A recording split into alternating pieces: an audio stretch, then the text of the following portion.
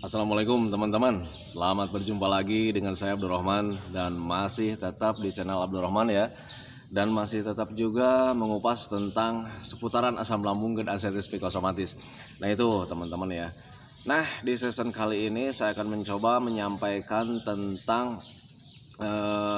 selalu menyamakan dengan orang lain gitu teman-teman. Karena untuk orang yang terkena gangguan asam lambung dan anxiety psikosomatis selalu mempunyai sifat menyamakan dengan orang lain gitu teman-teman. Jadi menyamakan tentang keadaan kita sama keadaan orang lain. Nah itu teman-teman, dan kadang juga selalu menjadi protektif ya. Nah itu teman-teman ya. Nah makanya bagi teman-teman yang sekarang sedang merasakan hal seperti itu, mempunyai sifat seperti itu, tolong tonton videonya sampai habis, jangan di skip, biar kalian itu paham, biar kalian itu mengerti. Karena untuk gangguan asam lambung dan anxiety psikosomatis ini butuh pemahaman dan butuh pengertian biar tidak menjadi bingung gitu teman-teman ya. Dan kalau misalnya sudah paham, sudah mengerti, bisa menanganinya dengan mudah. Nah itu teman-teman ya. Nah bagi teman-teman yang baru bergabung, kalau seandainya kalian mau bertanya tentang seputaran gangguan asam lambung dan anxiety psikosomatis, alangkah baiknya kalian itu tonton dulu video-video saya yang sebelumnya. Karena untuk seputaran gangguan asam lambung dan anxiety psikosomatis semuanya sudah saya share ya. Dari mulai pengalaman saya yang terkena gangguan asam lambung, kemudian bagaimana merasakan banyak sekali sensasi, kemudian bagaimana cara menangani setiap ada sensasi, itu sudah saya share. Makanya tonton dulu video-video sebelumnya biar lebih jelas dan biar lebih detail. Nah itu teman-teman ya. Dan kemudian bagi teman-teman yang baru bergabung juga, dimohon ya videonya itu di subscribe dulu. Karena untuk subscribe itu tidak memerlukan biaya, tidak memerlukan pendaftaran. Jadi subscribe itu adalah hal yang sangat mudah sekali bagi teman-teman lakukan ya. Jadi teman-teman itu cukup memijit saja tulisan yang warna merah, tulisan subscribe. Biar kenapa? Jujur ya, biar videonya itu cepat berkembang dengan baik. Dan kalau seandainya videonya itu berkembang dengan baik, sudah barang tentu itu akan menambah semangat tersendiri buat saya untuk terus nge-share tentang seputaran gangguan asam lambung dan anxiety psikosomatis ini terhadap kalian. Kemudian yang lebih penting, yang lebih utama, tolong pijit juga tombol lonceng sama tombol like-nya ya, biar kalian itu dapat notifikasi atau pemberitahuan video saya yang terbaru. Karena saya itu akan terus nge-share tentang seputaran gangguan asam lambung dan anxiety psikosomatis ini terhadap kalian, dengan tujuan semoga saja videonya itu menjadi wasilah atau jalan keluar bagi kalian yang sedang mengalami gangguan asam lambung dan anxiety psikosomatis hingga membaik ya, apalagi sampai sembuh total. Amin ya rabbal alamin. Ya minimal hanya memberikan motivasi saja, atau lebih minimalnya lagi hanya sekedar menemani kalian yang sekarang sedang merasakan nikmatnya dari gangguan asam lambung dan anxiety psikosomatis. Nah itu teman-teman ya, nikmatnya sungguh dahsyat. Jadi memang rasa gangguan asam lambung dan anxiety psikosomatis ini berbeda dengan gangguan yang lain. Kadang kalau misalkan dikatakan wah ini nggak apa-apa, wah ini lebay lo, waduh, kita itu sangat menjadi pemarah sekali ya. Karena untuk gangguan asam ini ya berbeda dengan gangguan yang lain, rasanya sangat tidak nyaman gitu teman-teman ya. Jadi tidak sekarang selang 1 hari 2 hari kita itu membaik ya, setiap harinya kita nggak nyaman lah gitulah intinya ya gitu teman-teman ya. Dan kalau makanya orang-orang selalu bilang nggak apa-apa gitu ya, lebay lu, mungkin itu kita itu menjadi marah gitu teman-teman, karena mereka belum tahu ya apa yang kita rasakan gitu teman-teman. Dan itu hal yang sangat wajar karena mereka belum paham gitu teman-teman, rasa dari gangguan asam itu ya mereka nggak paham gitu. Kadang dulu juga saya gitulah, ketika ada orang lebay lu katanya begini, saya selalu berdoa ya Allah semoga saja mereka itu yang bilang seperti itu terkena gitu teman-teman ya, biar mereka itu tahu bagaimana nikmatnya dari gangguan asam. Nah itu teman-teman ya. Nah kembali lagi ke topik utama teman-teman ya. Orang-orang yang terkena gangguan asam lambung dan anxiety psikosomatis itu selalu menyamakan dengan orang lain gitu. Jadi ketika ada orang lain sakit gitu teman-teman, atau saudara yang sakit gitu teman-teman, ini kalau misalnya punya sifat protektifnya gitu ya. Kalau kan sekarang kita itu sedang merasakan tidak nyaman, sedang sakit, ditambah lagi ada keluarga atau sanak saudara yang mengalami sakit, kita itu menjadi apa ya, selalu menyamakan gitu dengan keadaan kita. Akhirnya karena memang ada kasih sayang sama mereka, akhirnya kita itu menjadi protektif. Akhirnya kita itu menjadi apa ya, menjadi terlalu besar terhadap aturan sama keluarga. Jangan makan ini lu, harus dijaga ini lu, biar kalian itu nggak sakit kayak macam saya. Itu menjadi protektifnya itu saya gitu teman-teman ya. Dan kalau misalkan kalian berbeda ya mungkin itu pengalaman kalian gitu teman-teman ya. Tetapi untuk saya pribadi, ketika waktu itu saya itu menjadi protektif teman-teman ya, karena selalu menyamakan sakitnya mereka itu kayak macam sakitnya saya gitu teman-teman ya. Jadi kadang kalau misalkan istri lagi sakit itu bukannya diobati gitu teman-teman, malah kita itu menjadi protektif. Makanya kemarin itu harusnya dijaga ininya, makanya kemarin itu harus jangan begini. Akhirnya menjadi tambah protektif, dan kemudian ketika kitanya protektif akhirnya keluarga menjadi kesal sendiri ya. Bahkan dulu juga istri saya begitulah gitu ya. Jadi ketika saya protektif sama keluarga itu menjadi apa ya, menjadi marah, nggak nerima dia. Bahkan istri itu selalu bilang, jangan samakan sakit kita itu kayak macam ayah, katanya gitu ya. Saya sakit tapi nggak sama, katanya gitu, karena saya itu cuma sakit biasa, katanya gitu, psikisnya nggak terganggu. Nah itu teman-teman, itu protektifnya karena memang seperti itu. Nah kemudian ada juga mengalami juga waktu itu sifat menyamakan kayak orang lain. Jadi ketika orang lain parah gitu teman-teman ya, ada yang kalau misalkan apalagi yang sampai meninggal gitu teman-teman ya, orang tersebut suka menyamakan juga gitu teman-teman. Kalau misalkan ada yang meninggal gitu teman-teman ya, itu pasti bertanya-tanya sama keluarga lah, sama tetangga, sakitnya apa dia itu gitu, sakitnya begini. Nah suka kepikiran itu ya, waduh jangan-jangan nanti juga saya seperti itu. Nah itu teman-teman, itu kebanyakannya seperti itu pengalaman saya juga gitu ya. Jadi ketika ada yang meninggal, ada yang sakit parah, itu selalu disama-samakan dengan keadaan diri sendiri gitu teman-teman ya. Nah justru itu yang mengganggu terhadap apa ya, percepatan pemulihan. Dulu juga samalah gitulah, ketika ada tetangga yang meninggal, ada yang sakit parah gitu, selalu disama-samakan gitu, padahal itu nggak sama gitu teman-teman ya. Tidak semua orang yang sakit itu sama gitu teman-teman, berbeda. Nah kalau misalkan sakitnya yang sama, biasanya yang punya sifatnya sama itu biasanya orang yang terkena psikis gitu teman-teman ya. Hampir semua orang yang terkena psikis atau yang terkena anxiety psikosomatis pasti mengalami rasa ketakutan. Nah itu baru sama gitu teman-teman ya. Tetapi kalau misalkan untuk persamaan sakit-sakit yang lain, alangkah baiknya kalian tidak berpikir ke sana, karena memang tidak sama sebetulnya ya. Nah itu jadi jangan terlalu menyamakan dengan orang lain gitu teman-teman. Tetapi kalau misalkan mau mengalihkan pikiran itu memang agak sulit juga sih sebetulnya, karena ada trauma tersendiri lah. Jadi ketika melihat orang lain sakit parah, kita itu selalu kepikiran ya, aduh jangan-jangan nih saya kayak dia gitu nantinya. Janganlah seperti itu karena memang permainan pikiran, ada trauma tersendiri lah. Saya juga mengalami seperti itu. Nah justru kalau misalnya kalian mengalami seperti itu akan memperhambat sepengalaman saya, itu memang akan memperhambat pemulihan gitu teman-teman ya. Yang penting kalian itu sekarang itu fokus terhadap kesehatan gitu teman-teman, fokus terhadap metode pemulihan gitu teman-teman ya. Karena kalau misalnya kita tidak fokus dari mulai sekarang, mau sampai kapan gitu teman-teman. Karena untuk gangguan ini sebetulnya butuh tekad yang kuat, butuh pemahaman, butuh semangat gitu teman-teman. Makanya untuk pikiran-pikiran negatif itu hindari, nggak usah kalian lakukan gitu teman-teman ya. Memang di awal-awal sangat sulit sekali untuk mengalihkan pemikiran-pemikiran seperti itu, tetapi kalau misal kalian biasakan dengan cara mencari hiburan gitu teman-teman ya, untuk mengalihkan pemikiran, akhirnya lambat laun pemikiran-pemikiran tentang itu ya mulai terkikis juga, mulai teralihkan lagi dengan kesenangan-kesenangan. Makanya saya selalu bilang di video-video sebelumnya, bahkan di setiap video, lakukan kesenangan, lakukan happy, karena untuk kesenangan itu obat yang paling mujarab ya. Karena dominannya orang yang terkena aslam GERD, anxiety psikosomatis, itu di pikiran teman-teman ya, paling dominannya di situ. Makanya saya selalu bilang itu lakukan kesenangan biar pikiran tentang negatif itu ya hilang gitu, tergantikan dengan kesenangan-kesenangan. Nah itu teman-teman, pada intinya untuk asam lambung dan ascites psikosomatis ini penyakit untuk orang-orang yang harus senang gitu teman-teman ya. Itu sepengalaman saya gitu teman-teman, ketika saya senang ya pikirannya senang. Jadi kesenangan itu bukan berarti kalian banyak uang, tidak juga lah gitu teman-teman ya.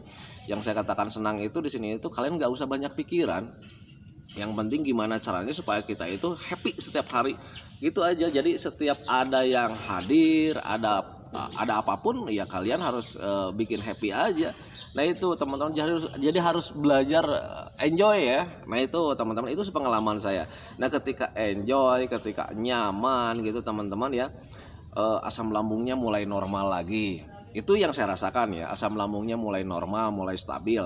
Kemudian pikiran tentang penyakit itu nggak ada ya, nggak ada. Itu pengalaman saya memang seperti itu. Jadi kalau misalkan ada banyak teman-teman yang bertanya, Pak kapan nih mulai sembuhnya, kapan mulai sembuhnya? Justru saya nggak tahu, kalau misalkan ditanya kapan mulai sembuhnya saya nggak tahu ya. Karena apa? Karena pikiran-pikiran tentang penyakit itu mulai hilang ya waktu itu ya, mulai hilang. Akhirnya terganti dengan kesenangan, terganti dengan rencana-rencana yang menyenangkan karena sudah mulai terlatih dengan kegiatan-kegiatan yang menyenangkan. Nah itu teman-teman, makanya pikiran-pikiran negatif itu tergantikan dengan pikiran-pikiran rencana tentang kesenangan. Nah itu teman-teman, karena di situ saya sudah mulai belajar masa bodoh, apapun yang terjadi mulai belajar masa bodoh, karena memang waktu itu saya sudah paham, oh ternyata gangguan asam lambung dan ascites psikosomatis ini tidak berbahaya sama sekali. Jadi yang namanya tidak berbahaya ya ngapain dipikirin gitu teman-teman, itu pengalaman saya. Nah itu, jadi ketika ada sensasi ya nggak usah dipikirin lah. Yang penting kita tahu bahwa gangguan asam lambung dan ascites psikosomatis ini tidak berbahaya gitu teman-teman ya. Jadi ada kelayangan sedikit wajar saya bilang gitu, karena memang gula darah itu tidak stabil setiap menitnya gitu. Kalau misalkan lagi turun ya mungkin agak pusing. Kalau misalkan lagi naik, lagi tinggi-tingginya ya mungkin semangat gitu. Itu aja sih sebetulnya ya. Nah itu, kemudian kalau misalkan ada begas sedikit, nggak apa-apa, wajar lah. Memang ada gasnya di dalam lambung karena memang sedang mencerna, pencernaannya nggak normal. Kalaupun misalkan mencernanya normal, ada aja sedikit gasnya, tapi nggak apa-apa, itu memang hal yang sangat lumrah sekali gitu teman-teman ya. Nah itu, kemudian kayak macam oleng gitu sedikit ya, keseimbangan tubuh sedang terganggu ya karena memang gizinya belum terpenuhi setiap harinya ya, kembali lagi ke pencernaan. Jadi bikin hal yang sangat wajar lah gitu teman-teman, nggak usah dibikin hal yang hal yang sangat besar gitu teman-teman ya. Kalau misalkan ada sesuatu yang kecil, memang sebetulnya kejadian-kejadian itu kecil gitu, kejadian-kejadian rumahan, tetapi kalian itu selalu berpikir hal yang menjadi besar gitu, karena kalian itu ada trauma tersendiri di situ ya, ada trauma tersendiri. Jadi ketika ada sensasi, ada perubahan sedikit aja, kalian itu berpikirnya itu kemana-mana karena ada trauma ya. Jadi kalian itu biasanya dominannya itu ya takut ya, itu yang saya rasakan gitu. Jadi ada sedikit perubahan gitu di tubuh kita itu menjadi takut karena takut gitu. Nah itu teman-teman ya. Nah kalian itu cukup menanamkan saja dalam pikiran kalian, setiap ada sensasi yang kalian rasakan itu tidak akan menyebabkan teman-teman. Makanya cuek-cuek saja gitu teman-teman ya, karena untuk rasa cuek itu sangat penting teman-teman ya. Itu yang saya rasakan gitu teman-teman ya. Jadi rasa cuek, masa bodoh itu sangat penting sekali gitu teman-teman ya, biar kita itu perbaikannya itu cepat meningkat gitu teman-teman ya. Itu yang saya rasakan gitu. Nah bagi teman-teman yang masih sulit untuk mengalihkan pemikiran, latihlah dari mulai sekarang dengan kesenangan-kesenangan gitu teman-teman ya, dengan kegiatan-kegiatan yang menyenangkan. Jangan sampai kalian melakukan kegiatan-kegiatan yang ada beban pikiran teman-teman ya. Kayak macam contoh beginilah, kalian misalkan melukis gitu ya, kan kalau melukis itu butuh pikiran yang sangat yang sangat besar gitu teman-teman. Janganlah, kegiatan-kegiatannya yang menyenangkan itu yang ringan-ringan saja, kayak macam jalan-jalan santai. Jalan-jalan santai itu sangat bagus sekali untuk orang-orang yang terkena gangguan asam lambung dan ascites psikosomatis, sangat bagus sekali. Kenapa seperti itu? Karena memang olahraganya kalian dapat, aliran darahnya kalian bisa lancar, aliran oksigennya kalian bisa lancar. kemudian pikirannya itu menjadi fokus ke arah-arah pemandangan gitu teman-teman ya. Kemudian kitanya menjadi fresh gitu pikirannya karena nggak ada di dalam ruangan ya. Itu sangat besar sekali manfaatnya gitu teman-teman ya. Kemudian matanya juga dapat vitamin. Nah, karena vitamin untuk mata itu bukan vitamin yang dari makanan atau obat-obatan yang dikonsumsi juga gitu teman-teman ya, bisa dari pemandangan-pemandangan yang kita lihat, mata kita menjadi cerah gitu teman-teman ya. Beda ya kalau misalnya kita diam di dalam ruangan, pandangannya itu cuman mentok di tembok-tembok aja gitu teman-teman ya. Tetapi kalau misalnya keluar ya sangat nikmat sekali gitu teman-teman ya. Tetapi kadang ada juga ketika terkena gangguan asam lambung dan anxiety psikosomatis, ketika berada di luar itu kadang sensasi suka datang gitu teman-teman. Nggak apa-apa, yang namanya asam lambung dan anxiety psikosomatis itu sensasinya selalu hilang dan timbul, kadang datang kadang pergi. Nah itu biasanya tahapan perbaikan. Nggak apa-apa, paksakan saja. Jadi ketika kalian di luar ada sensasi datang nyolek-nyolek, wajar ya, itu namanya sifat asam lambung memang seperti itu ya. Asam lambung dan anxiety psikosomatis memang seperti itu. Nah makanya saya selalu bilang biasakan nanti biar kalian itu bisa, karena terbiasa dan mulai hilang gitu teman-teman sensasinya. Nah itu pengalaman saya. Jadi jangan terlalu kalian itu berada di dalam ruangan terlalu lama setiap hari. Kita nyaman, memang nyaman sih sebetulnya di dalam ruangan itu, tetapi mau sampai kapan gitu kita di dalam ruangan? Karena untuk di dalam ruangan itu memang nyaman sih sebetulnya ya. Kita ada di luar ada sensasi pengennya cepat-cepat pulang ya. Lagi main ke tetangga misalkan itu ada sensasi nyolek-nyolek, pengennya itu cepatnya itu pulang karena di rumah itu nyaman. Tetapi mau sampai kapan? Nah itu teman-teman, makanya pahami saja ke sana. Nah itu teman-teman video dari saya. Karena videonya tidak akan panjang lebar karena baru bangun nih pagi hari, karena hari sekarang itu hari libur ya. Hari libur, jadi karena malam juga itu banyak yang datang ke rumah itu yang sharing tentang seputaran aslam, ya masih sekitaran sini juga. Akhirnya tidur saya terganggu, jadi nyampe jam berapa itu malam ya, saya malam itu tidur jam 1 gitu ya. Jadi ketika ada yang sharing datang ke rumah malam-malam, saya sudah suruh pulang juga. Masih ada jiwa penasaran ya, wajar sih untuk orang-orang yang terkena aslam itu jiwa penasarannya itu sangat besar sekali. Nanti Pak katanya, saya belum cukup nih bertanya nih. Saya bilang ini udah malam, kalian itu harusnya tidur gitu ya, karena untuk orang aslamnya itu butuh tidur itu minimal 8 jam gitu ya. Nah tetapi karena memang rasa penasarannya itu sangat besar, makanya malam itu saya ladenin ya. Jadi tidur saya itu malam itu sekitar jam 1 lebih lah. Dia pulang itu jam berapa ya, jam 12, jam setengah 1-an lah. Nah saya itu tidur jam 1 lebih kayaknya gitu ya. Nah makanya sekarang bangunnya agak siang gitu teman-teman. Jam ini sekarang itu jam setengah 8 baru bangun ini teman-teman ya. Nah itu tapi nggak apa-apa lah, untuk mumpung libur gitu, jadi tidurnya agak pulas juga, nggak apa-apa lah. Nah itu teman-teman ya. Nah itu teman-teman video dari saya. Semoga saja videonya itu menjadi wasilah buat kalian. Semoga saja videonya itu menjadi pencerahan buat kalian. Oh ya, mohon maaf teman-teman sebelum saya akhiri, tonton Asian Village ya. Asian Village itu sekarang itu sudah 1000 lebih subscribernya, tetapi jam tayangnya masih kurang kan. Untuk monet itu minimal subscribernya itu harus 1000 gitu teman-teman, syarat ya, syarat monet itu subscribernya harus 1000. Dan sekarang alhamdulillah Asian Village itu subscribernya sudah 1000 lebih gitu teman-teman ya. Dan kemudian jam tayangnya harus 4000. Nah sekarang itu kendalanya Asian Village itu belum bisa monet karena jam tayangnya itu masih sekitar di bawah 1000 ya kalau nggak salah. Jadi butuh 3000 lebih lagi gitu ya untuk jam tayangnya, jadi belum monet lah. Nah makanya bagi teman-teman yang ada di channel ini, di channel Abdul Rahman, tolong tengok Asian Village, tolong tonton juga biar jam tayangnya cepat terlunasi lah gitu ya. Jadi Asian Village itu butuh jam tayang biar bisa monet gitu teman-teman ya.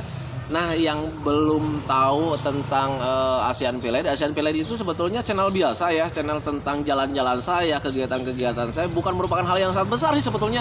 Nggak ada yang dibanggakan lah kalau misalkan di channel Asian Village itu, nggak ada yang bisa dibanggakan sih sebetulnya ya, karena memang memang kegiatan-kegiatan yang biasa ya, kayak macam jalan-jalan ke sawah, kemudian apa ya, mancing gitu teman-teman ya, kemudian traveling ke gunung, nggak ada yang hal yang biasa. Jadi saya itu kalau misalnya bicara masalah channel Asian Village itu nggak ada yang dibanggakan gitu teman-teman ya. Tetapi kalau misalkan insya Allah lah ke depannya nanti saya itu akan membuat channel Asian Village itu menjadi berkualitas gitu teman-teman ya, menjadi akan lebih menarik lagi gitu. Cuman untuk sekarang itu karena memang belum monet, belum berkembang dengan pesat gitu ya, masih kurang semangat juga gitu ya untuk ngurus channelnya gitu teman-teman ya. Nah bagi teman-teman yang baru bergabung juga, misalkan mau bertanya kenapa sih Bapak itu, saya itu mempunyai 2 channel teman-teman ya, karena memang lahir dari rasa ingin mempunyai penghasilan gitu teman-teman ya. Karena di Abdul Rahman ini penghasilannya nggak saya ambil karena memang dari nazar gitu ya teman-teman ya, nazar waktu terkena gangguan asam lambung dan sensitif psikosomatis. Jadi ketika ada penghasilan, itu penghasilannya saya sumbangkan sama orang-orang yang membutuhkan gitu teman-teman ya, dan kebanyakannya itu bagi anak-anak yatim piatu. Nah di situ memang setiap ada penghasilan itu saya suka tergiur ya, karena penghasilannya bagi saya itu sangat besar bagi saya gitu teman-teman ya. Nah tetapi keluarga itu sangat selalu mengingatkan, jangan, katanya kan ini udah nazar katanya gitu ya, udah nazar. Dan kalaupun misalkan ingin penghasilan dari YouTube, alangkah baiknya bikin channel lagi katanya gitu ya. Nah akhirnya di situ saya membuat channel tentang Asian Village biar nanti itu penghasilannya bisa saya rasakan gitu teman-teman ya. Tetapi ya kadang yang namanya rencana hanya kita yang punya, pelaksananya Allah yang tahu, Allah yang mengizinkan, Allah yang meridhoi.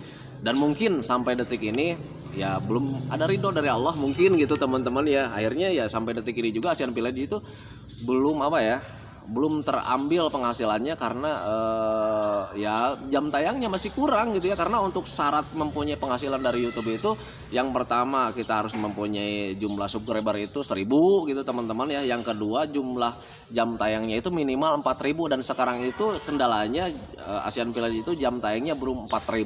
Nah itu teman-teman ya, jadi panjang lebar nih. Nah itu teman-teman ya video dari saya, semoga saja videonya itu menjadi pencerahan, jadi curhat ini.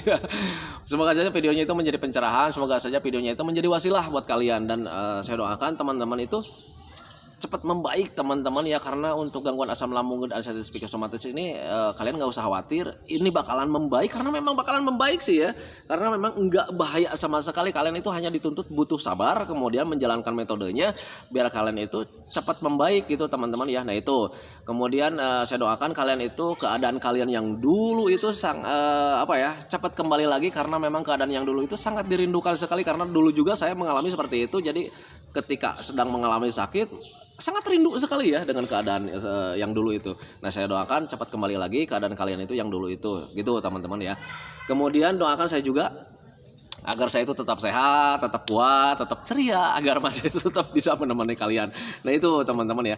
Hentikan videonya teman-teman ya. Assalamualaikum warahmatullahi wabarakatuh.